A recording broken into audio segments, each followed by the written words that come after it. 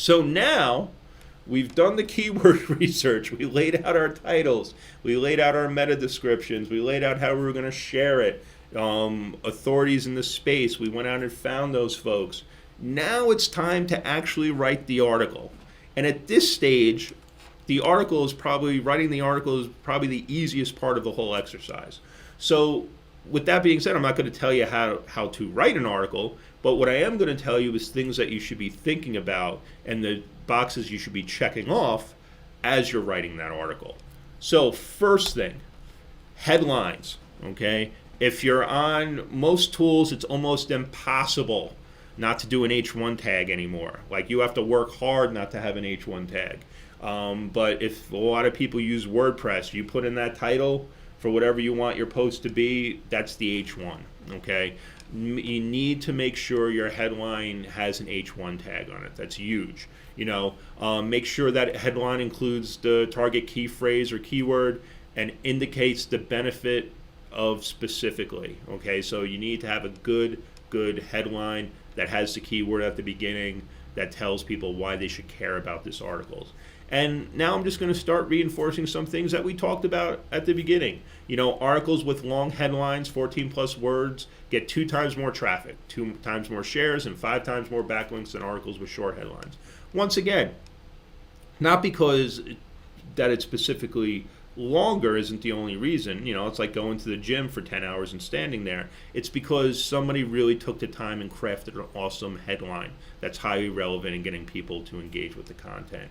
And articles with list headlines, those that starts with things, and look, you see it all the times. Hey, the 10 ways to do this, the 9 ways to get out of that, blah, blah, blah. Those do work. That's why they're done so often, and they are heavily shared on social channels, which does help your organic rankings.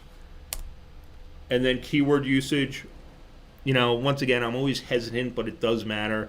Use your keyword about 4 to 6 times in the body of the article. That seems to be the magic number. Also, use some related phrases. See, this is the thing where this is now a little bit of an art form. Just write good content. I see it all the time that people try to shoehorn a keyword in there, but just write a good article. If you're focusing on 1 or 2 keywords, okay, it shouldn't be that hard to get them into your 3,000 word or 1,500 word article 4 times, okay, without any shoehorning.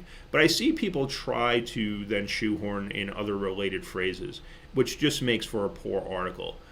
Just be natural, write a good article, because honestly, if you write a good article that's well-sourced and useful to people, those other related phrases will just naturally show up in your article, okay, and you'll start ranking for. I say the length should be at least 1,500 words for a search optimized page, okay? I find that 1,500, but of course the longer the better. And then once again, it's not because of word count, it's because of the depth of the content. And then moving along, and I did want to cite here because I'm just going to run through the 5 points: formatting short paragraphs, headers, subheads, bullets, and bolding. Images at every scroll depth if possible. Charts, diagrams, and faces are ideal. Contributor quotes, we kind of touched upon that already. Links and call to action.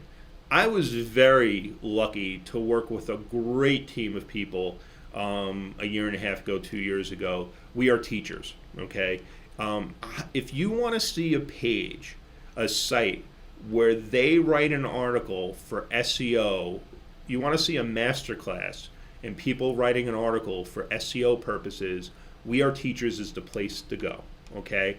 I can't go into specifics, but their organic search traffic is insane, okay? And I was very lucky to be there through the 3 years helping them go from that to that huge number. And honestly, I wanted to show people an example in this webinar, and their site, as far as how they write their articles, they check off every box. But it's also really great content for teachers. So, that's the underpinning. They can have all the structure right, but the content's still really good on top of it. They are, if you want to see people that know how to do articles for SEO, that's the place to go, weareteachers.com. So with that being said, just here's a lot of things. They have a lot of different titles. They start off with the coolest ways teachers are using robots in the classroom, okay? They have bullets, they have subheadlines, they have images, they have people. They have really interesting stuff. If you want to see the way an article should be written, laid out for SEO, weareteachers.com. Highly encourage you to go check them out. I'm very impressed. And once again, I was just looking for something to give you folks an example today, and that was the place I was really drawn to, and that is right there. Everything it should be and more. It's a longer article, it's in depth, it's highly useful to the audience, it has images, it has headlines, it has lists, all of it, and they nail it. I'll tell you right now, I know for a fact they crush it from an organic search aspect. Okay, so once again, we're right at time. This is what we covered today: anatomy of top performing articles, getting ideas for keywords, judging keyword competition, keyword volume, contributors and mentions, and actually writing the article. Please, I can't encourage you enough to check out our free webinars page. We're going to be updating that. And I also did have one quick question that I want to answer right now. Somebody asked quickly about SpyFu, the tool SpyFu. Okay, SpyFu is an awesome tool for paid search. Okay, SpyFu can definitely give you keyword volumes. It can give you linking opportunities. But where SpyFu is really awesome is researching keywords. It gives you what your competitors are bidding on.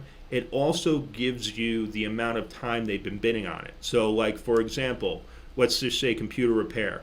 Oh, that my competitor is bidding on computer repair, so I probably want to go after it. Well, wait a sec. They, over a 12-month period, they bidded on it for 2 months and then stopped bidding on it. So that's a good indicator. Hey, they tried it, it didn't work for them, so they stopped bidding on it. That's where SpyFu is awesome, okay? So I just wanted to address that real quick. That's because somebody asked a very specific question about a very specific software. Any other questions, we'll definitely shoot anybody who asked a question an email. I also encourage anybody, if you have any questions or want to talk more, please feel free to reach out to me. And once again, really thank everybody for attending today. Please reach out with any questions, and please keep an eye out for any our future webinars. All right, thanks for your time, and have a great day, everyone.